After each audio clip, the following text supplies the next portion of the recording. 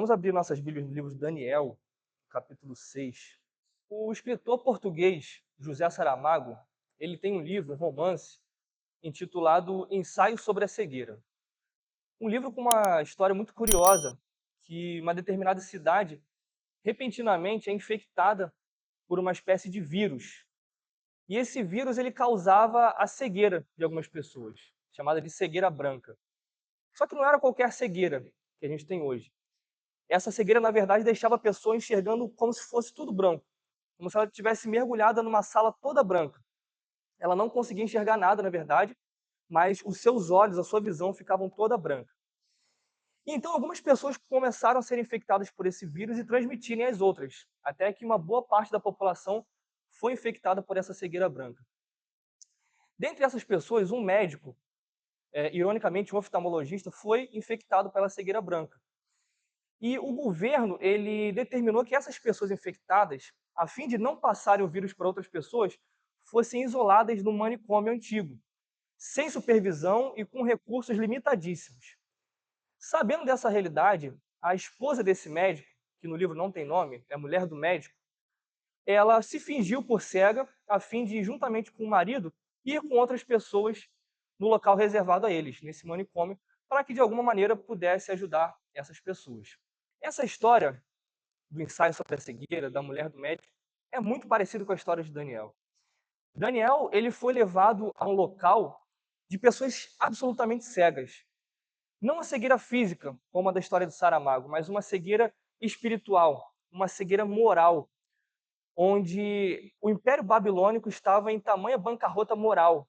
Havia depravação, havia corrupção, não havia mais qualquer absoluto moral naquele império. Assim como naquele manicômio também, onde os cegos, pelo fato de perderem a sua visão, perderem a sua identidade, caírem em dilemas morais, dilemas éticos, passarem a viver uma vida de depravação moral, não havia mais qualquer absoluto também naquele local. Então a história de Daniel se assemelha muito à história da mulher do médico no livro de Saramago.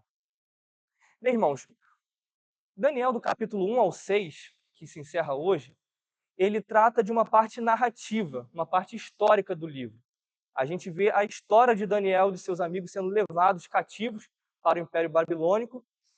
E a partir do capítulo 6, ou seja, a partir do próximo sermão dessa série, o capítulo 7, até o final do livro, a gente vê mais uma parte profética, ou seja, as profecias acerca do futuro, profecias escatológicas, que vai combinar muito com a série de sermão também que a gente está tratando sobre Apocalipse. Então, hoje a gente encerra essa parte narrativa, a gente vai ver a história de Daniel chegando ao seu final. Até aqui a gente viu como lidar na prática, como ser um filho de Deus na prática. A partir do próximo capítulo até o final, a gente vai ver o que esses filhos de Deus precisam crer. Qual é o conteúdo profético do que precisamos acreditar para sermos filhos de Deus. E o capítulo 6 de Daniel, se você ler o primeiro versículo, ele começa com uma troca de governo. O versículo primeiro diz assim: Dario decidiu constituir 120 sátrapas para que administrassem todo o seu reino. Só que no versículo 29 do capítulo anterior, a gente ainda vê o rei Belsazar. Ou seja, no capítulo 5 a gente vê o Império Babilônico, o rei Belsazar. Só que o rei morre, o rei Belsazar morre, e o rei Dario assume. O rei Dario é o comandante, é o governante do Império Medo-Persa. Então, o que acontece entre o capítulo 5 e o capítulo 6 é a substituição do Império Babilônico para o Império Medo-Persa. Um novo império, um novo governante, um novo rei, novos oficiais. Esse é o contexto do capítulo 6. Só que pelo fato do Império Medo-Persa ser um império muito grande, muito poderoso, até esse período aqui, o maior império já visto, o rei ele se preocupou de colocar oficiais, de colocar responsáveis sobre todo o reino, para que não houvesse, segundo as palavras aqui do versículo 2 e 3, para que não houvesse dano. E esse dano era mais ou menos uma perda monetária. O rei, sabedor de que o seu império era muito grande e que estava começando a se desenvolver, ele pensou: eu preciso colocar pessoas responsáveis pela parte monetária, para que não haja desvio de verbas, para que não haja gastos desnecessários, para que os impostos sejam recolhidos corretamente. Então, essa é basicamente a função desses 120 sátrapas, ou seja, como se fossem prefeitos. E esses 120 sátrapas, eles administravam todo o território, todo o Império Medo-Persa, E eles prestavam contas a três homens, três governadores, que por sua vez esses três homens se reportavam diretamente ao rei Dario. Um desses três homens era justamente o nosso personagem, era Daniel. Daniel, então, ele subsiste a troca do Império Babilônico para o Império Medo-Persa e ainda assim ele continua a trabalhar na cúpula administrativa. E isso é muito interessante, irmãos, porque esse fato ele nos revela que Daniel ele tinha uma habilidade administrativa muito grande. Ele sabia como administrar o reino. E não só isso, mas ele tinha uma capacidade moral ímpar. Porque a gente vê aqui no versículo 4 que Daniel ele tinha um espírito excelente. Esse espírito excelente aqui é melhor traduzido como se fosse um destaque moral, um destaque ético. Daniel ele se destacava de todos os outros porque ele tinha esse espírito excelente. Ele não se corrompia conforme os outros oficiais. Ele era uma pessoa íntegra, fiel, reta, tanto diante de Deus quanto diante dos homens. Então a gente vê a partir do versículo 1 ao versículo 4 a situação de Daniel na troca desse império. E, irmãos, a vida de Daniel, sobretudo o capítulo 6, mas toda a vida de Daniel, nos ensina sobre algo chamado integridade. Integridade é um adjetivo que hoje se encontra em falta. Sabe, a gente vê cada vez menos pessoas íntegras no seu proceder diário, na sua vida cotidiana, no seu trabalho. Daniel era um homem íntegro, fiel no seu proceder. Sabe, e hoje a gente vê cristãos que eles transitam entre o secular e o profano, e o cristão e o mundo, de uma maneira muito fácil, de que você não consegue enxergar integridade na pessoa.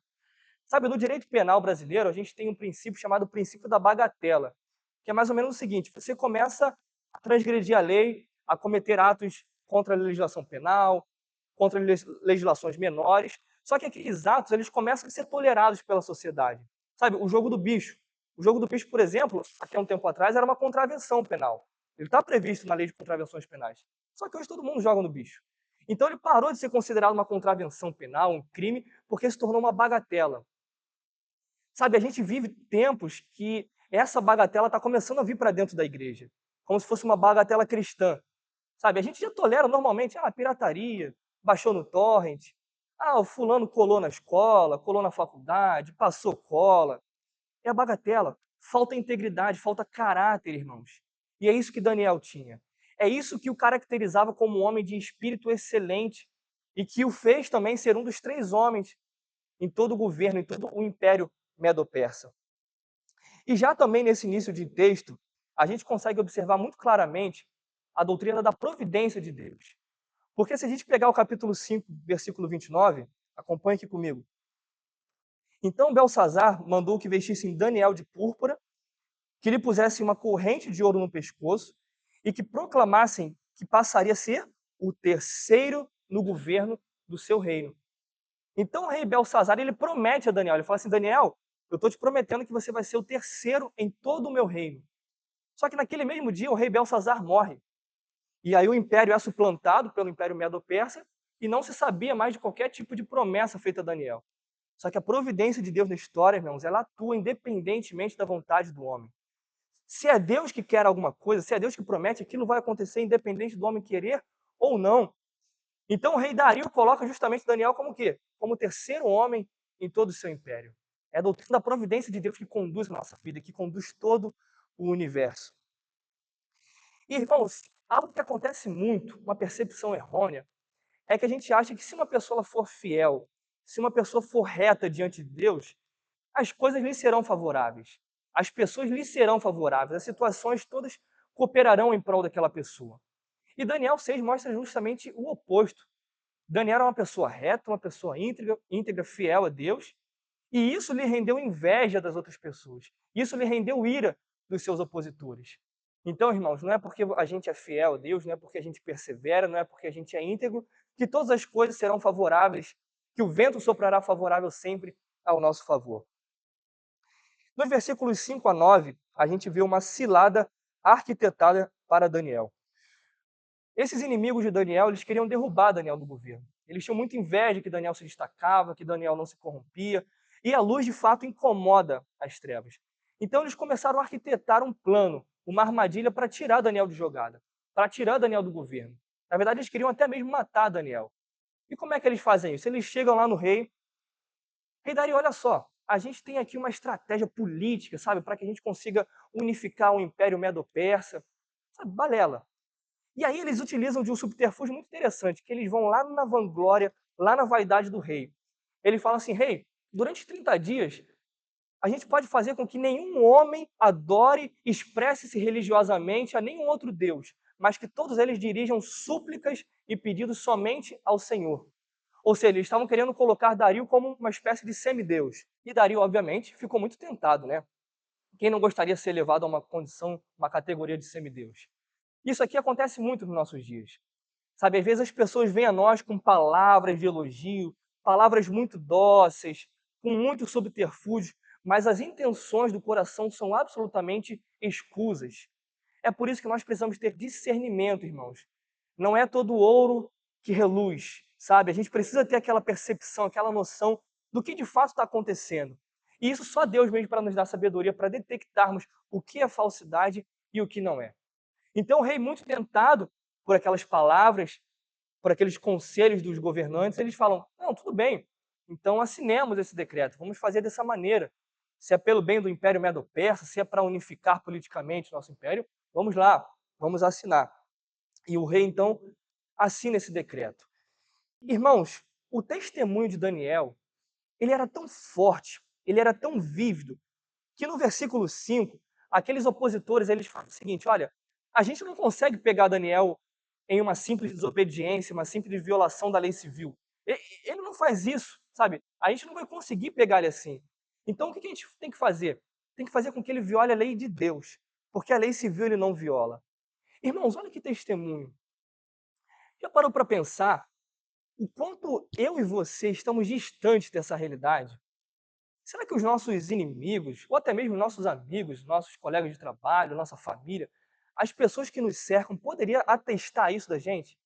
Caramba, o João Elias é uma pessoa que não viola a lei. A única forma da gente conseguir enquadrar o João Elias é pela lei de Deus. O Lucas é uma pessoa absolutamente reta, íntegra. A gente não tem como enquadrar o Lucas no Arapuca senão pela lei de Deus. Quão distante nós estamos dessa realidade, irmãos? Precisamos buscar em Deus não somente um testemunho intelectual, não somente conhecermos e recitarmos a palavra de Deus, os grandes teólogos, isso tudo é muito importante, mas que o nosso proceder diário, que nosso enquadramento como cidadãos que vivem e respeitam a sua lei e que andam retamente diante dos homens e de Deus seja algo notório, seja algo vívido na sociedade. Então o rei se mostra favorável e assina esse decreto, assina a morte de Daniel. Dos versículos 10 ao versículo 18, a gente então vê a reação de Daniel diante desse decreto. E a reação de Daniel, irmãos, no versículo 10 é fantástica, é extraordinária. Porque imagina eu e você, se a gente do dia para a noite soubesse que a gente não pode mais orar a Deus, que a gente não pode mais vir para a igreja cultuar, qual seria a nossa reação? Um textão na rede social? Reclamar com nossos amigos? Murmurar? Ou até mesmo virar as costas para Deus? Ah, se assim é, então tudo bem. Irmãos, Daniel, com aquele decreto de que não poderia orar, sabe o que ele faz? Ele vai orar. Ele vai para a casa dele e passa a orar. Só que perceba bem, Daniel não vai orar por causa daquela crise, por causa daquela situação.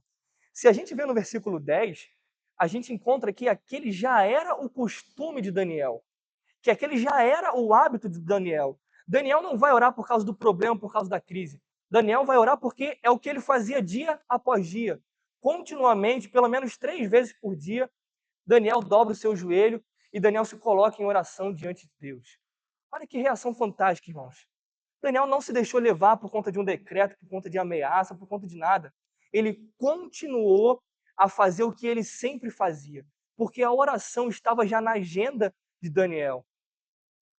Irmãos, hoje em dia a gente tem tanta coisa para fazer, a nossa rotina é tão extensa, é tão lotada de compromissos, que se a gente não colocar a nossa oração como uma agenda, como uma parte integrante do nosso dia, a gente não vai conseguir orar. Mas Daniel, ele tinha na agenda diária dele, ele tinha um compromisso de que pelo menos 3 vezes por dia ele ia para a oração. Ele se colocava em joelho diante de Deus e ia se derramar em ação de graças, em súplicas perante Deus. E se a gente parar para pensar sobre esse contexto que Daniel está vivendo aqui, é de nota que Daniel ele foi fiel na adversidade. Quando Daniel ele chega bem novinho, bem jovenzinho lá na Babilônia, no capítulo 1, ele não tinha posição social nenhuma, ele não tinha bem nenhum, e ele foi fiel a Deus. Ele não se deixou contaminar. Então, Daniel é um homem que foi fiel tanto na adversidade, quanto agora, um homem já ancião.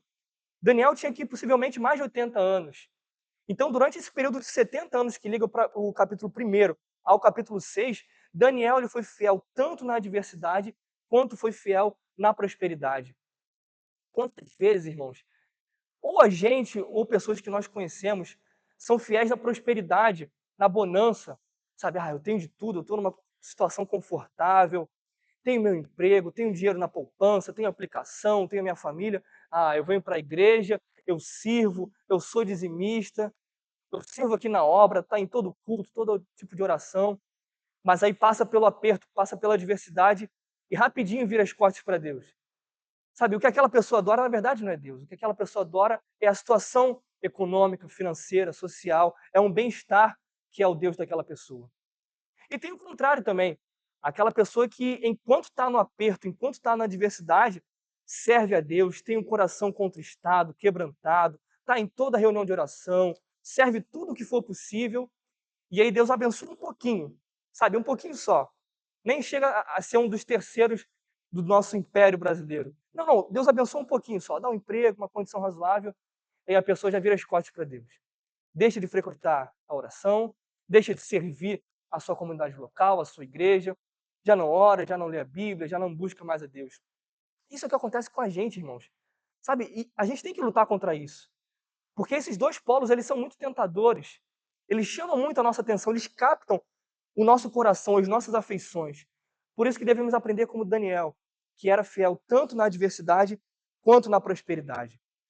Tem um autor chamado Stuart Olliott, que ele fala que a cova dos leões de Daniel, na verdade, foi no quarto dele de oração. Porque imagine você, irmão, você está lá em cima da cúpula administrativa, você é um dos presidentes, você é um dos governantes, você tem uma boa condição financeira, você tem tudo aquilo que o seu coração almejou, e aí do dia para a noite você vê a possibilidade de tudo aquilo ser perdido, e você até mesmo morrer. Como é que ficaria o seu coração? Como é que ficaria a sua mente diante disso tudo? O nervosismo, a apreensão, a dúvida, certamente cercaria o nosso coração. Então Daniel se encontrava naquele quarto, e Stuart Olliott diz que foi naquele momento, foi a cova dos leões de Daniel. E naquele momento foi que ele venceu. Tal como Jesus Cristo no jardim do Getsemane. Aquele momento era a cova dos leões de Jesus Cristo, no jardim do Getsemane, com toda a aflição, com todo o peso, a culpa da humanidade sobre ele. E foi ali que ele venceu também. Então Daniel ele nos ensina que nesse momento de dor, nesse momento de aflição, nesse momento de dúvida, nós devemos vencer pela fé, pela oração. E eu não sei vocês, irmãos, mas quando eu estava lendo esse texto, esse capítulo aqui, preparando o sermão, ficou uma pulga aqui atrás, sabe? Ficou uma perguntinha assim durante todo o texto que era mais ou menos o seguinte: por que que Daniel não fez o que Jesus ensinou alguns anos depois? Que foi o seguinte: você não vai orar? Fecha sua porta, sabe? Ora em secreto para o seu pai. Irmãos, olha o problemão que Daniel evitaria se ele não fosse lá para a janela dele, para todo mundo ver e orar para ser pego pelos seus opositores. O Daniel não ficou lá, sabe, no cantinho dele, algum lugar da casa que não desse vista, oração no secreto. Alguns motivos são elencados, mas o principal, Ian Duguid, no livro dele, ele fala o seguinte: quando a oração pública passa a ser uma moda, você orar no secreto é um ato de fidelidade a Deus. Quando a oração pública passa a ser moda, tá todo mundo orando, né? A oração virou uma moda, tá todo mundo. Aquela beleza. Você orar no seu cantinho, no seu privado, isso é um ato de resistência, isso é um ato de fidelidade que mostra o seu caráter diante de Deus. Agora, quando a oração pública passa a ser proibida, como nesse caso, você orar lá na janela, para todo mundo ver, irmãos, isso é um ato de coragem. E se Daniel não fizesse isso, possivelmente ele colocaria em xeque o testemunho dele diante de todas aquelas pessoas. Então é por isso que Daniel ainda assim ora para todo mundo ver. porque estava em xeque o testemunho dele. A oração estava sendo proibida. O que ele fala é o seguinte: não, eu não coloco Deus de fora da minha vida, não. Deus está presente em todas as áreas da minha vida, seja eu correndo risco de vida ou não. E Daniel vai orar 3 vezes por dia, como já era o costume dele. E nesse versículo 10 ainda, nós podemos ver algo muito, muito lindo, irmãos, que é a fé inabalável de Daniel. Porque nesse versículo 10 fala que Daniel, ele vai orar virado para Jerusalém, direcionado na janela que apontava para Jerusalém. Sabe o que isso significa dizer? Que Daniel, ele conhecia a palavra de Deus. Ele conhecia as profecias. Porque Daniel, ele orava com base no que está escrito na palavra de Deus. Vamos abrir em 1 Reis, no capítulo 8, nos versículos 46 a 50. Pecarem contra ti, pois não há ninguém que não peque, e tu te indignares contra eles e os entregares às mãos do inimigo, a fim de que os leve cativo à terra inimiga, longe ou perto daqui, e se na terra onde forem levados cativos caírem em si e se converterem, e na terra do seu cativeiro te suplicarem, dizendo: pecamos, procedemos mal e cometemos iniquidade, e se eles se converterem a ti de todo o seu coração, de toda a sua alma, na terra dos inimigos que o levarem cativo, e orarem a ti, voltados para a sua terra, que deste aos seus pais, para esta cidade que escolheste, e para o templo que edifiquei ao teu nome, ouve tu nos céus, lugar da tua habitação, a sua prece e a sua súplica, e faze-lhes justiça. Perdoa o teu povo que houver pecado contra ti, todas as suas transgressões que houverem cometido contra ti, e move tu a compaixão que os levaram cativos, para que se compadeçam deles. Então, irmãos, isso aqui é uma oração profética de Salomão muitos e muitos anos antes. Salomão já sabia, já tinha essa visão profética de que o povo pecaria e de que o povo seria levado ao cativeiro. E Salomão, em sua oração, ele fala: quando o povo orar direcionado para a terra que o Senhor deu, para Jerusalém, para o templo, que o Senhor os livre. Então, irmãos, o que vemos aqui é nada mais, nada menos do que Daniel orando as Escrituras. Sabe quantas vezes a gente não sabe mais o que orar? Não sei se já aconteceu com você, mas chega um momento da oração que você fala: o que eu vou orar agora? E falta assunto, sabe? Falta conteúdo. Irmãos, ore as Escrituras. Pegue os salmos, que são orações dos santos, e ore os salmos. Pega as promessas que estão descritas na palavra de Deus e ore as promessas. Daniel, ele tinha fé, irmãos, de que uma terra que foi levada cativa, de que um templo que foi feito ruínas, Deus seria todo poderoso para levar aquele povo novamente, para levar a bom termo a construção daquele templo. Essa era a fé de Daniel. Você acha que um homem com uma fé dessa iria temer, irmãos, uma simples cova dos leões? Então essa era a fé inabalável desse homem Daniel. Então aqueles opositores, aqueles inimigos, eles viram Daniel orando e rapidamente, irmãos, imediatamente eles foram levar esse fato para o rei. Só que eles não vão simplesmente assim: olha, rei, sabe Daniel, aquele amigo seu que você gosta muito? Então, ele violou a lei. Poxa, tem que matar Daniel. Eles não fizeram isso. Eles sabiam do coração do rei, de que o rei tinha muito apreço por Daniel. Então eles chegaram e falaram o seguinte: olha, rei, lembra aquele decreto que o senhor assinou?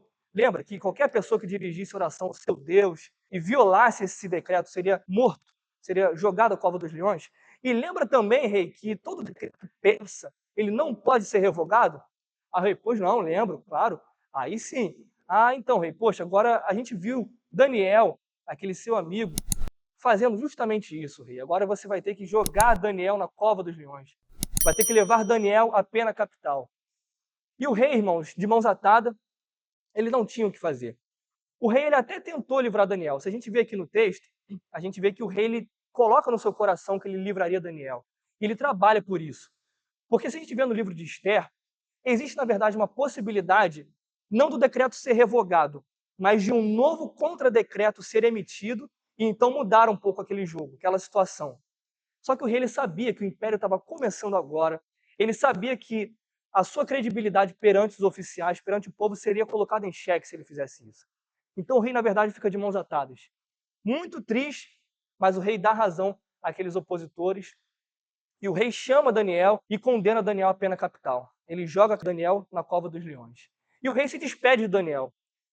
E é engraçado que algumas pessoas entendem que quando o rei Dario ele fala assim: Daniel, que o seu Deus, a quem você continuamente serve, te livre, mostrou meio que uma conversão do rei Dario.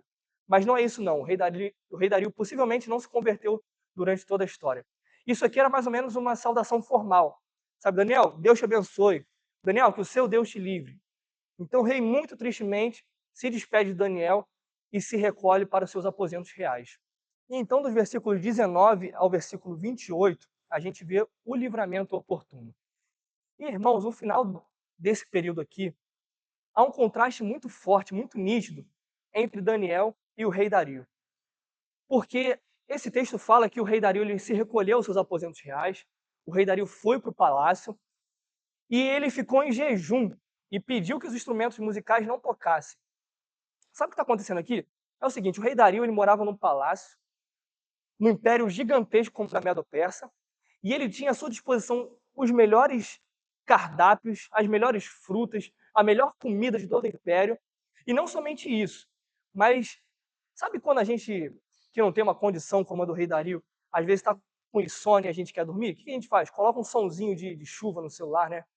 Não sei se vocês são tão pobres a esse ponto quanto eu, mas sabe, colocar um sonzinho assim de ventilador, né? Alexa, toca aí uma música ambiente, né? O rei Dario não, irmãos. O rei Dario, ele tinha uma orquestra. O rei Dario ele tinha os melhores músicos do Império Medo-Persa à sua disposição.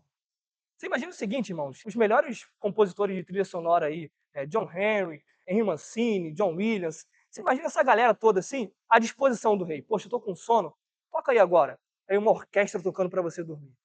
Pois é, o rei naquela noite ele nem comeu e ele nem usufruiu desse tipo de música. Tamanha era a angústia do coração do rei. Enquanto Daniel, irmãos, devia estar dormindo, que era uma beleza. Com um anjo lá fechando a boca dos leões, ele trocando uma ideia com o anjo lá. Dormiu que era uma beleza, irmãos. Percebam esse contraste? Um homem no palácio, com tudo à sua disposição, com insônia, sem conseguir dormir, sem conseguir comer, enquanto Daniel, na cova dos leões, gozando da mais perfeita paz que ele tinha. Isso porque paz, irmãos, não está relacionada ao local que a gente está, à situação e à condição que a gente vive. Não é preciso muito esforço para a gente perceber que as pessoas mais ricas, sabe, rico mesmo, milionário, gasta toda a sua fortuna com tratamento psicólogo para tratar depressão, com inúmeros remédios, de modo que aquela pessoa só consegue sorrir, só consegue ser feliz sob efeito de remédio, enquanto aquela família que passa um aperto, reúne sua família em volta da mesa e ri, e conversa, e brinca, e vem para um culto de domingo à noite, e chega depois na sua casa e vai dormir, sabe? Coloca a cabeça no travesseiro e consegue dormir em paz. Porque a paz, irmãos, não é ausência de adversidade. Paz não é ausência de lutas. Paz é o descanso que nós temos em Deus. Paz é podermos saber que a nossa vida está na mão de Deus e isso gerar dentro de nós uma alegria indizível e cheia de glória. Em 1873, teve um homem que, com a sua família, ele ia encontrar o famoso evangelista Moody na Europa. Só que de última hora aquele homem não pôde ir. Então ele mandou a sua esposa e as suas 4 filhas num navio para a Europa encontrar Moody e depois de um tempo ele iria também. Só que nesse percurso, enquanto o navio cruzava rumo à Europa, esse navio se chocou com outro navio inglês e 226 pessoas morreram naufragadas, inclusive as 4 filhas daquele homem. Quando ele soube dessa notícia, imediatamente ele pegou um navio, largou tudo e foi encontrar a sua esposa, que ainda estava viva. E aí, quando aquele homem estava no percurso, ele foi informado que naquele local que ele estava passando naquele momento, foi onde o navio havia cruzado com outro navio e possivelmente suas 4 filhas estavam lá no fundo do oceano. Então, aquele momento, aquele homem tomado de íntima compaixão, de tristeza profunda, sabe o que aquele homem faz? Ele começa a compor uma música. E a música que ele compõe é mais ou menos assim, ó: se paz, a mais doce, me deres gozar, se dor, a mais forte sofrer, ó, seja o que for, tu me fazes saber que feliz com Jesus sempre sou. Sou?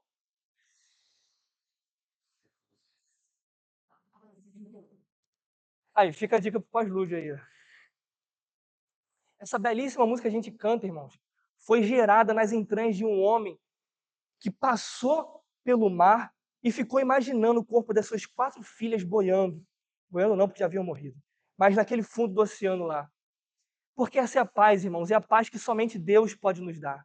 A paz que excede todo o entendimento. A paz que Cristo fala: a minha paz vos dou. Não vou lá dou como o mundo a dá. A paz que o mundo não consegue experimentar, que o mundo não consegue entender. É essa paz que nós temos. E é essa paz que estava com Daniel naquela cova, com leões com a boca fechada, irmãos. Essa é a paz que nós, como filhos de Deus, podemos gozar, podemos usufruir. Então o dia amanhece e o rei, depois de uma noite em claro, corre para ver Daniel. Fala que ele se apressa para ver Daniel. Imagina o rei correndo lá para a cova dos leões. E com muito pesar, com muita tristeza, eu imagino que sem qualquer tipo de esperança, ele fala: Daniel, o Deus a quem você serve conseguiu livrá-lo? E para sua surpresa, milagrosamente, Daniel fala: viva o rei para sempre. O Deus a quem eu sirvo me livrou porque fui reputado como inocente. Olha que coisa linda, irmãos. Imagina a felicidade, a alegria daquele rei. Depois daquele tempo, Daniel ele vai encerrar a sua vida ali na Babilônia, no Império Medo-Persa. Possivelmente esse capítulo 6 é o último episódio que nós vemos Daniel. Só que mesmo assim, irmãos, o testemunho dele, ele foi íntegro, ele foi reto, ele sobreviveu às vias de uma pena capital, a cova dos leões. Tanto que lá em Hebreus 11, versículo 33, nós vemos que pela fé, leões tiveram sua boca fechada, retratando esse momento aqui. Então essa fé, irmãos, esse testemunho inabalável de Daniel, é o que deve motivar o nosso dia a dia. Daniel, ele tinha uma fé, não que Deus o livraria da morte. A fé de Daniel não era isso. Daniel, ele tinha uma fé que apontava, que implicava fidelidade, de que até mesmo se a morte fosse necessário enfrentar, ele a enfrentaria por causa da justiça de Deus. E olha que interessante, esse capítulo termina com o rei Dario enviando um decreto a todos os povos, a todas as nações, a todas as línguas, a todos os moradores da terra. E esse decreto ele diz assim: olha, o Deus de Daniel, esse Deus imutável, esse Deus vivo, é o Deus que vocês devem temer e tremer. É esse Deus a quem deve ser adorado. Perceba o seguinte, irmãos. O capítulo começa com um decreto real, dizendo o seguinte: olha, todas as orações devem ser dirigidas a mim. Eu sou o rei que vou atender todas as orações de vocês. E o capítulo termina com o mesmo rei, com outro decreto, dizendo assim: olha, eu não sou rei, não. O Deus de Daniel é o Deus a quem vocês devem temer, tremer e dirigir todas as suas súplicas e todas as suas orações. Se o rei Dario tivesse escrito esse decreto hoje, possivelmente ele iria cantar: Tu és Deus e eu não sou. Porque o rei ele tem de reconhecer, irmãos, que não existe outro além do Deus de Daniel. O rei Dario teve que reconhecer que petições, que súplicas não podem ser dirigidas a outro que não o Deus vivo e imutável de Daniel. E como conclusão, o texto que nós lemos do capítulo 6 de Daniel, no primeiro momento ele aponta para o livramento que Daniel teve na cova dos leões. Só que esse livramento, esse texto, ele se aplica de fato a todos os filhos de Deus, todos aqueles que foram regenerados e lavados pelo sangue de Cristo Jesus. Não um livramento talvez nessa vida, porque Daniel foi liberto na cova dos leões. Só que um sem número de cristãos diariamente morrem em favor do evangelho, por causa da justiça do evangelho. Então esse texto aqui, ele não aponta somente para o livramento nessa vida, mas ele aponta para um livramento futuro, irmãos. Porque todos nós, todos os moradores da terra, todas as criaturas de Deus, hão de passar por um tribunal. E aí sim, irmãos, é nesse tribunal que nós ouviremos sobre nós a mesma coisa que Daniel falou: em mim foi achado inocência. Nesse tribunal que nós todos seremos julgados, irmãos, é naquele grande dia que nós receberemos esse livramento de que trata Daniel 6. Sabe, de que toda a culpa do pecado, que todo juízo, toda condenação vai ser apagada pelas obras e pelo mérito de Cristo na cruz do Calvário em nosso favor. E é desse julgamento, é desse tribunal que nós seremos livrados.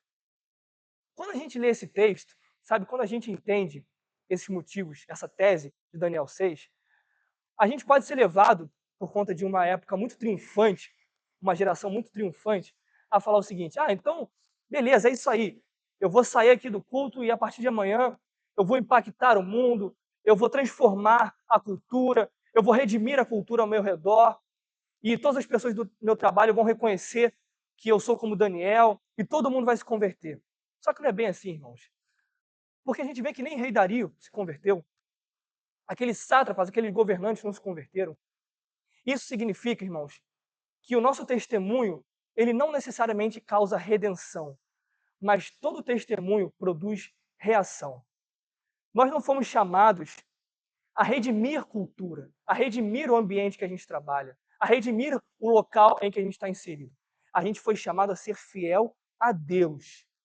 E com esse testemunho, o Senhor ser glorificado da mesma maneira que foi no final desse capítulo. O fim principal do homem, o fim último do homem é o quê? É glorificar a Deus e gozá-lo eternamente. Então não pense você que vai ser como Daniel, sabe? Que você vai sair e vai impactar todo mundo e todo mundo vai se converter. Não. O testemunho ele é necessário. Mas a redenção, irmãos, quem produz é Deus. E algumas aplicações.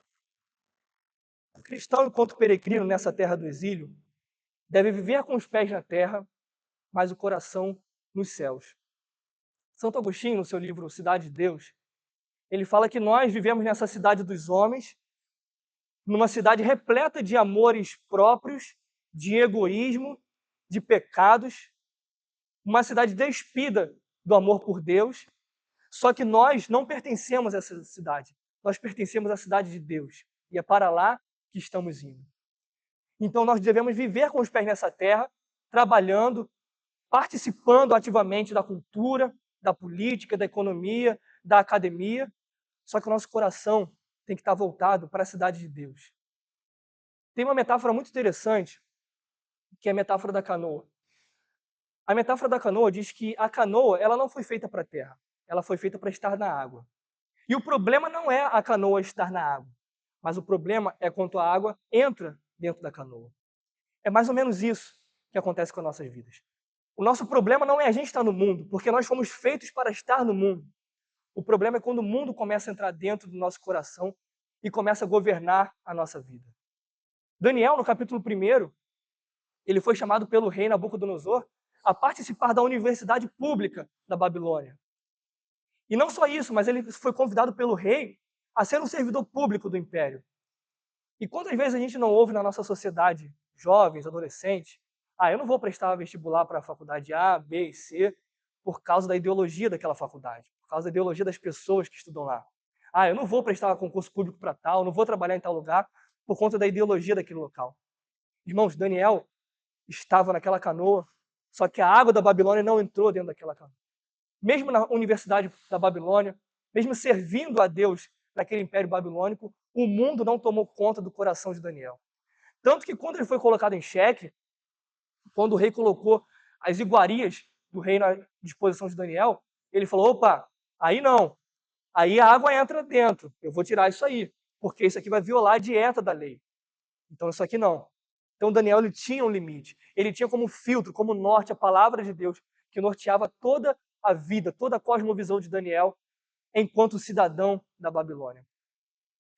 Segunda aplicação, irmãos, o nosso testemunho ele começa antes da cruz, mas ele não termina até chegar à cruz.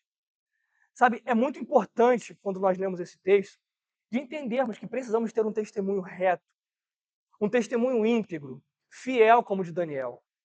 Só que não basta apenas isso. O testemunho ele é um prelúdio do evangelho. As pessoas ao redor de Daniel conheciam o Deus de Daniel, conheciam a fé de Daniel, conheciam quem era o Deus que Daniel servia. Não basta a gente ter um testemunho. Poxa, o Jean não rouba, o Jean no trabalho dele é uma pessoa íntegra. Não adianta nada disso se o Jean não abrir a boca dele e falar quem é o Deus que ele serve.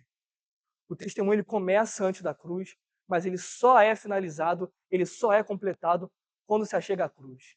Quando nós anunciamos a mensagem de salvação para pecadores, dos quais nós somos os principais. E a fidelidade a Deus, irmãos, não impede que nós passemos por adversidades, por provações, por lutas. Mas nós, como cristãos, devemos sempre ter em mente que temos um Deus vivo a quem servimos. E isso deve nos instar, deve nos pressionar a orar como Daniel. A oração de agradecimento, a oração de súplica. Muitas vezes nós deixamos de orar, nós negligenciamos a oração, irmãos, porque nós esquecemos quem Deus é. Nós passamos a ser cego, juntamente daquele povo que era cego. E carecemos da visão da glória de Deus. E por isso a gente deixa de orar. Mas quando a gente se lembra, irmãos, quem é o nosso Deus? É o Deus que criou todo mundo com o poder da sua palavra. É o Deus que abriu um mar inteiro para um povo caminhar no meio. É o Deus que parou o sol um dia inteiro sem que o universo colapsasse, só para que o seu povo subsistisse na batalha. O Deus que fechou a boca dos leões enquanto Daniel estava naquele local. Se a gente se lembra de quem é o nosso Deus, irmãos, isso faz com que qualquer coisa que nos assole, qualquer dúvida, qualquer medo, nos leve de joelhos em oração, como Daniel. E para finalizar, irmãos, como podemos enxergar o Evangelho nisso? Como podemos enxergar o Evangelho em Daniel 6? Há um paralelo muito interessante entre Daniel e Cristo Jesus. O rei Dario sabia que Daniel não havia cometido crime algum, delito algum contra ele, e queria livrar Daniel, mas ele estava de mãos atadas. Da mesma maneira que Pilatos, muitos anos depois, sabia que Jesus Cristo não tinha cometido qualquer crime e queria livrar Jesus Cristo da morte da cruz, mas não foi possível pelos cidadãos romanos. Daniel e Cristo Jesus eram inocentes, mas foram condenados à morte ainda assim. Daniel foi condenado à cova dos leões, enquanto Cristo Jesus foi condenado à cruz do Calvário. Daniel, na manhã seguinte, ele sai daquela cova. Só que Cristo Jesus, irmãos, diferentemente de Daniel, ele sucumbe, ele é humilhado, ele é cuspido, ele apanha e ele é morto na cruz do Calvário. Só que ao terceiro dia, diferentemente de Daniel, que apenas sai da cova, Cristo Jesus ele é exaltado em glória e poder. Cristo Jesus, cheio de glória, se assenta à mão direita do Pai Todo-Poderoso, é coroado como Rei do Universo, vence o poder da morte, vence o pecado, coloca em seus ombros o nosso peso, o nosso pecado e ascende aos céus, livrando e salvando-nos da morte, da condenação vindoura. E não somente isso, irmãos, mas Daniel, ele ora para que o seu povo saísse da Babilônia, saísse do Império Medo-Persa e voltasse para a sua terra natal. Cristo Jesus, ele ora dia após dia, incessantemente como nosso fiel advogado, intercede por cada um dos seus filhos à destra de Deus Pai. E finalizando, irmãos, aquela mulher do médico, do livro de Saramago, ela vivia no meio de cegos. Ela presenciou uma bancarrota moral, espiritual, um declínio ético, moral, mas em momento nenhum ela perdeu sua visão de quem ela era. Ela perseverou. E um tempo depois, aqueles cegos foram retirados do manicômio e puderam novamente ver. Assim como Daniel, irmãos, vivemos no meio de cegos, mas não podemos perder a nossa identidade.